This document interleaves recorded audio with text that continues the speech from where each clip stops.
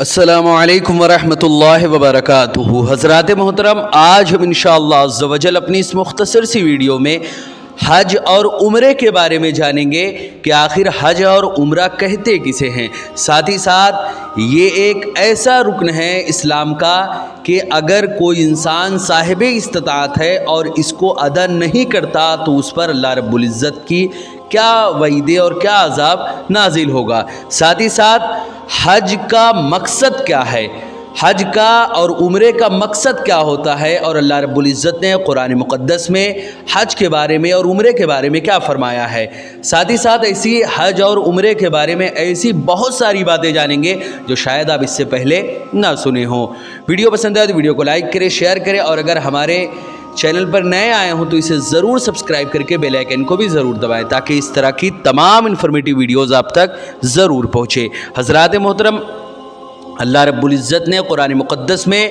सूरह बकरा में वाज़ेह लफ्ज़ों में इरशाद फरमाया, इन्ना सफ़ा वल मरवता मिन शआइरिल्लाह फमन हज्जल बैता अव इतमरा फला जुनाहा अलैहि अन यतव्वफ़ बिहिमा वमन ततव्वा खैरा फ़इन्नल्लाह शाकिरुन अलीम। बेशक सफ़ा और मरवा अल्लाह की निशानियों में से है, तो जो शख्स खाने काबा का हज या उम्रा करे उस पर इन दोनों पहाड़ों के दरमियान तवाफ़ करने में कोई गुनाह नहीं है, और जिस शख्स ने अपनी खुशी से ऐसा किया तो अल्लाह कदरदान और बेहतर जानने वाला है। यानी अल्लाह रब्बुल इज़्ज़त बेहतर जानता है कि कौन अल्लाह की नेमतों का शुक्र अदा करने वाला है और कौन कैसा है। अल्लाह रब्बुल इज़्ज़त उसको बेहतर जानता है। हज़रात मोहतरम, इस आयत में अल्लाह रब्बुल इज़्ज़त ने 5 चीज़ों का बयान किया है, जिनमें सबसे पहली चीज़ है सफ़ा, दूसरा मरवा, तीसरा शाइरिल्लाह, चौथा हज और 5वां उम्रा। अब इन सब के माने और मतलब को समझे कि आखिर सफ़ा किसे कहते हैं, मरवा क्या है, शाइरिल्लाह से क्या मुराद है, हज और उम्रा क्या है। इन तमाम चीज़ों को बतरीके अहसन आपको मैं समझाने की कोशिश करूँगा। हज़रात मोहतरम,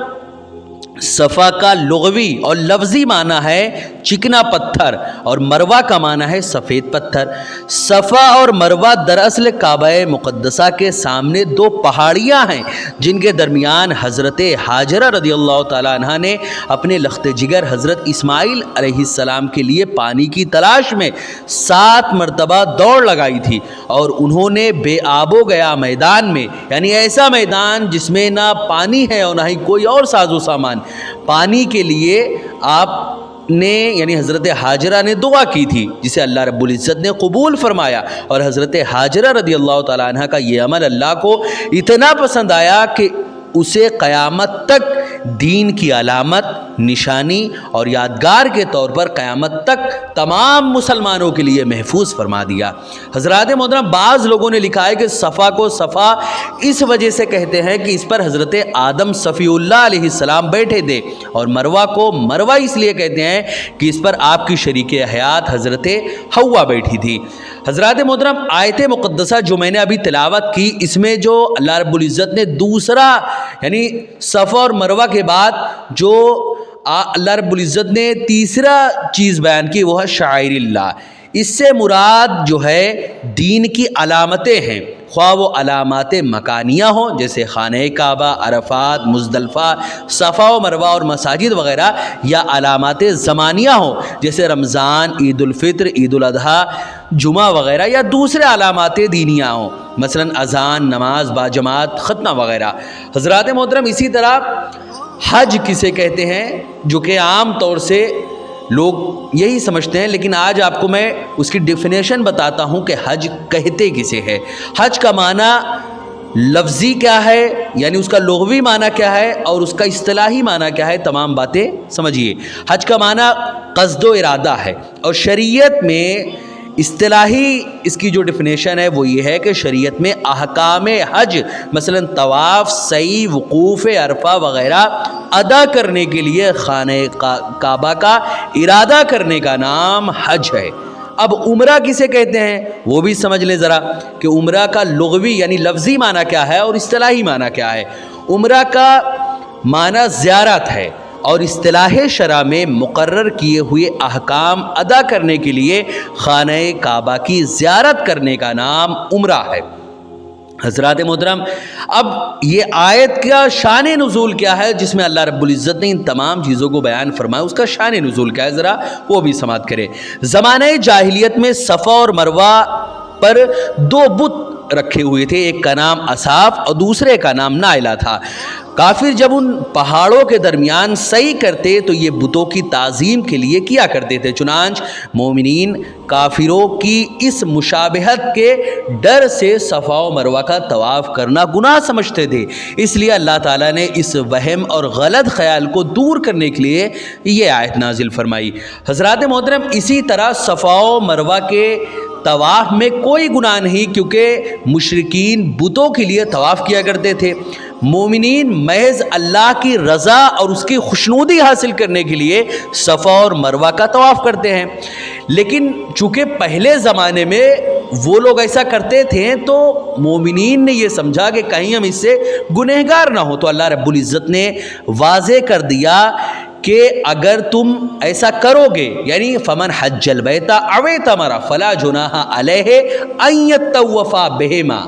یعنی اللہ رب العزت نے واضح کر دیا کہ اس کو کرنے میں کوئی بھی گناہ نہیں ہے۔ حضرات محترم، اسی طرح صاحب تفسیر عرائس البیان اس آیت کی تحت لکھتے ہیں کہ جو شخص صفا اور مروہ پر چڑھے تو اسے چاہیے کہ وہ اللہ تعالیٰ کی قدرت کے جلوے دیکھ کر مشاہدہ الہی میں ڈوب جائے اور اپنی نگاہ کو نفسانی قدورتوں گناہوں سے پاک کر کے اللہ کے رنگ میں رنگ جائے۔ حضرات محترم مزید فرماتے ہیں وہ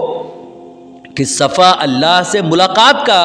مقام ہے، جو شخص صفا جا کر اللہ سے ملاقات نہ کرے تو یقیناً وہ ایام حج ضائع کرنے والا اور حج میں اپنی سعی یعنی صفا و مروہ کے درمیان دوڑنا بیکار کرنے والا ہے۔ حضرات محترم، حج کا آخر مقصد کیا ہوتا ہے ذرا وہ بھی آپ سماعت کریں۔ جب کوئی حج کے ارادے سے گھر سے نکلے تو اسے چاہیے کہ سچے دل سے توبہ کرے۔ اگر اللہ کے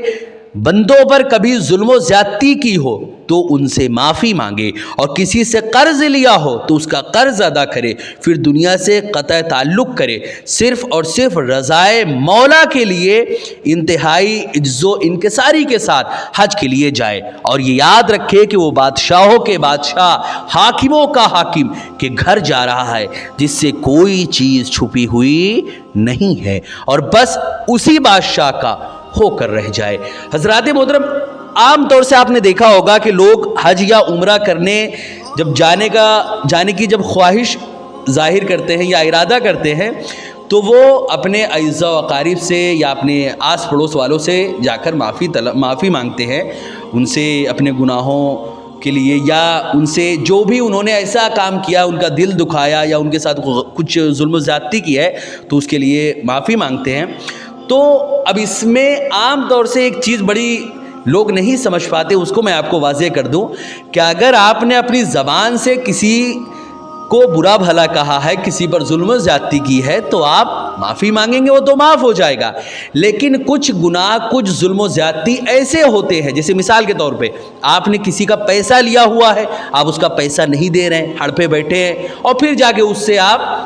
معافی مانگ رہے ہیں کہ معاف کر دو، ہم حج عمرہ کرنے جا رہے ہیں۔ ایسا نہیں، پہلے آپ اس کا پیسہ واپس کریں،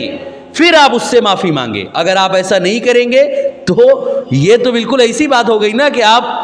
چت بھی آپ کی اور پٹ بھی آپ کی، آپ اس کا سامان بھی لے لیا، معافی مانگ کے اپنے آپ کو اس سے بری الذمہ بھی سمجھ رہے ہیں۔ ایسا نہیں ہے، معافی مانگنے کا طریقہ یہ ہے کہ پہلے آپ اس کا پیسہ دیں۔ یہ پیسہ تو اگزامپل ہے، آپ نے کسی کی زمین، جائیداد، پراپرٹی یا کچھ بھی آپ نے کسی کا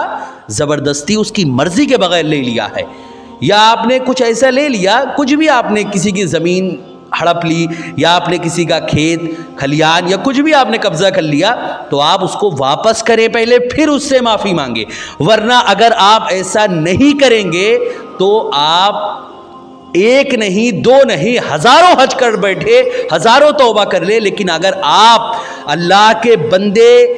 پر آپ نے ظلم کیا ہے اور اگر وہ معاف نہیں کرے گا آپ کو، تو قیامت کے دن آپ چاہے نیکیوں کے پہاڑ لے کر جائیں، وہ بندہ اگر معاف نہیں کرے گا تو آپ جنت میں نہیں جا سکتے۔ پہلے آپ اس سے معافی مانگے. اگر آپ نے کچھ لفظاً یعنی اپنی زبان سے کچھ کہا ہے تو ایسے آپ مانگ لے, لیکن اگر آپ نے کسی کی کوئی چیز قبضہ کی ہے, چھڑائی ہے, چھینی ہے, جھپٹی ہے, چوری کی ہے, یا کچھ بھی کسی بھی طرح سے آپ نے کسی کا بھی کوئی سامان مال و دولت لیا ہے, تو پہلے اس کو آپ واپس کریں, پھر معافی مانگے, پھر اس کے بعد حج پہ جائے, عمرے پہ جائے. اللہ رب العزت آپ کے وہ تمام حج, عمرے اور تمام دینی نیتوں کو دیکھ رہا ہے اور قبول کرے گا آپ کے حج اور عمرے کو بھی انشاءاللہ عز و جل. طریقہ یہی ہے. یہ عام طور سے جو ہوتا ہے کہ لوگ معافی مانگ لیتے ہیں, لیکن وہ چیزیں جو پرانی گزر چکی ہیں, یعنی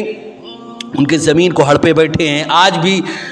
پیسوں کو نہیں دے رہے ہیں, چیزوں کو ہڑپے بیٹھے ہیں اور کھیت کاٹ رہے ہیں, کھلیان جوت رہے ہیں, ایسے بہت ساری چیزیں ایسی ہیں جو وہ کر رہے ہیں اور معافی مانگ کے سوچ رہے ہیں حج کر کے ہم اب کامیاب ہو گئے, جبکہ ایسا نہیں ہے. ایک بندے کا دل اگر آپ نے دکھایا ہے تو قیامت کے دن اللہ اپنے تو حقوق معاف کر سکتا ہے, لیکن اگر آپ نے کسی بندے کا دل دکھایا, اس کے ساتھ غلط کیا ہے, اس کی زمین جائیداد, پیسہ, پراپرٹی, مال و دولت پہ قبضہ کیا ہے, یا کوئی بھی چیز آپ نے کسی کے لیے ہے, تو جب تک وہ معاف نہیں کرے گا اللہ رب العزت بھی آپ کو معاف نہیں کرے گا. تو اسی لیے دنیا ہی میں ابھی موقع ہے ہم اپنے تمام معاملات کو درست کر لیں. حضرات محترم, کس قدر شرمندگی کی بات ہوگی کہ گناہوں سے آلودہ ہو کر اللہ کے گھر کی زیارت کے لیے نکلا جائے, لیکن بہت سے افراد ایسے بھی دیکھنے کو ملے ہیں جو حج پہ حج کیے جا رہے ہیں اور ان کی حالت میں ذرہ برابر تبدیلی نہیں آتی. وہ دنیا میں اس قدر مست نظر آتے ہیں کہ دنیا کے لیے دین کے احکام بھی فراموش کر جاتے ہیں. عوام انہیں امانت دار اور دیانت دار سمجھتی ہے اور یہ خیانت, غیبت, ظلم جیسی برائیوں سے باز نہیں آتے. دراصل ایسے لوگوں کا مقصد شہرت اور عزت طلب کرنا ہوتا ہے. یہ نام کے حاجی ہوا کرتے ہیں, حقیقت میں حاجی کہے جانے کے بھی یہ مستحق نہیں ہے, کیونکہ حاجی تو وہ ہے جس کے دل میں سفر حج شروع کرنے سے پہلے ہی اس قدر اللہ کا خوف ہو کہ اللہ کے گھر کا تصور آتے ہی اس کے رونگٹے کھڑے ہو جاتے ہو, اور دوران حج اپنے ہر عمل میں غور و فکر کرتا ہو کہ میرا یہ عمل مقبول ہوا یا نہیں. پھر جب اپنے اہل و عیال کی طرف لوٹے تو وہی اللہ کا خوف اور ڈر قائم رہے. ایسے لوگوں کو جنت کی بشارت اور گناہوں سے آزادی کا پیغام دیا گیا ہے. حضرات محترم, حج پہ تو ہم چلے گئے, لیکن جب وہاں سے آئیں تو بھی ہماری وہ نیک نیتی اور نیکی ہماری قائم رہے. اگر آپ نے, جو میں نے ابھی ذکر کیا کہ آپ نے سب کے حقوق واپس کر کے معافی تلافی کر کے گئے اور وہاں سے آ کے پھر اسی روش پہ چلنے لگے, تو ایسا حج کرنے کے بعد بھی آپ گناہوں میں ملوث ہو گئے, اور ان گناہوں کی وجہ سے اب آپ جہنم میں جائیں گے, اگرچہ آپ کتنے بھی بڑے حاجی, نمازی, کچھ بھی ہوں. اگر آپ نے اللہ و رسول کی فرما برداری نہیں کی, اگر آپ نے بندوں کے حقوق کو پامال کیے ہیں, اللہ رب العزت کے حقوق کو پامال کیے, حقوق نبوی کو آپ نے پامال کیا ہے, تو آپ کتنے بھی بڑے حاجی ہو, نمازی ہو, قاضی ہوں, یا دنیا کے کوئی بھی عظیم عہدے پہ آپ فائز ہو, اگر اللہ و رسول کے حقوق کو آپ نے پامال کیا ہے تو آپ جہنم میں جائیں گے. ہم سب جائیں گے, ہم میں سے اگر کسی نے بھی یہ کام کیا ہے تو ہم سب جائیں گے. اسی لیے آج اور ابھی یہ عہد کرے کہ ہمیں وہ کام کرنا ہے جس سے ہمارا رب ہم سے راضی ہو جائے. محترم, حضور رسول اکرم صلی اللہ علیہ وسلم نے فرمایا, بخاری اور مسلم کی یہ روایت ہے, آپ صلی اللہ علیہ وسلم نے ارشاد فرمایا کہ جس شخص نے کعبہ مقدسہ کا حج کیا اور فسق و فجور سے پاک رہا تو اس بچے کی طرح ہے جس کی ماں نے اسے ابھی جنم دیا ہے. حضرات محترم, اس تعلق سے ہمیں اپنے حضور سیدی سرکار حضرت داعی اسلام شیخ ابو سعید شاہ احسان اللہ محمدی ادام اللہ ذلہ ولینا کی ایک مجلس یاد آتی ہے, جس میں آپ نے علامہ بقلی کا قول نقل کرتے ہوئے فرمایا تھا کہ دنیاوی دستور کے مطابق جب کوئی کسی کے گھر جاتا ہے تو اس کا مقصد گھر کی زیارت نہیں ہوتی بلکہ اہل خانہ سے ملاقات ہوا کرتی ہے. اگر اہل خانہ یعنی گھر والوں سے ملاقات نہیں ہوتی تو وہ ملاقات کی ہر ممکن کوشش کرتا ہے. ٹھیک اسی طرح جب لوگ حج بیت اللہ کے لیے جائیں تو انہیں بھی چاہیے کہ ان کا مقصد صرف اللہ ہو, نہ کہ محض بیت اللہ یعنی خانہ کعبہ. انہیں ہر ممکن کوشش کرنی چاہیے کہ وہ اللہ کی تجلی میں گم ہو جائیں. لیکن بدقسمتی سے کچھ احباب ایسے بھی ہیں جو گھر بار چھوڑ کر, مال خرچ کر کے اور جسمانی قوتوں کو صرف کر کے بیت اللہ کے لیے روانہ ہوتے ہیں, لیکن وہاں پہنچ کر اللہ کے ذکر و فکر کی بجائے خانہ کعبہ کی بناوٹ, اس کی سجاوٹ, لوگوں کا ہجوم اور وہاں کے زیب و زینت میں مست رہتے ہیں. مزید آپ فرماتے ہیں کہ خانہ کعبہ کا طواف 7 مرتبہ اس لیے کیا جاتا ہے کہ انسان کی صفات 7 ہیں۔ اسی طرح علم، قدرت، حیات، سماع، بصر، کلام اور ارادہ، اس لیے ہر ایک چکر میں مومنوں کو چاہیے کہ اپنی ہر ایک صفت کو فنا کر دے اور اس طرح ہو جائے کہ سعید اللہ ہے، اب میں کہاں ہوں، یعنی سعید اللہ ہے، اب میں کہاں ہوں، میرا نام و نشاں وہم و گما ہے، یعنی ہاتھ میں اس کا ہاتھ ہو اور قدرت خدا کی، یعنی اللہ رب العزت کہ اس میں جلووں میں اس طرح گم ہو جائے، اللہ کے جلووں میں اس طرح گم ہو جائے کہ ہاتھ اس کا ہو اور قدرت خدا کی ہو، کان اس کا ہو اور سننا خدا کا ہو، آنکھ اس کی ہو اور دیکھنا اللہ کا ہو۔ اللہ ہم سب کو نور ہدایت عطا فرمائے، اور جس طرح حضرت حاجرہ رضی اللہ تعالیٰ عنہ نے بے آب و گیا میدان میں اپنے آپ کو اللہ کے سپرد کر کے پانی ختم ہونے پر اللہ کو پکارا تھا، اسی طرح صفا اور مروہ کے درمیان دوڑنے والوں کو چاہیے کہ اللہ سے اپنے قلب کی ہدایت، حال کی اصلاح اور گناہوں کی بخشش چاہے،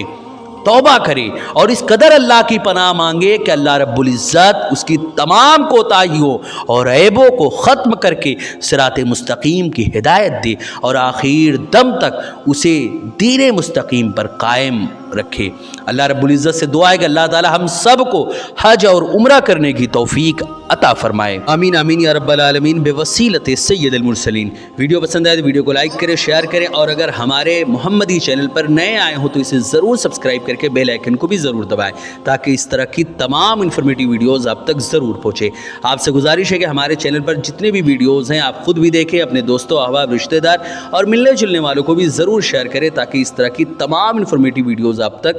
ضرور پہنچے۔ السلام علیکم ورحمۃ اللہ وبرکاتہ۔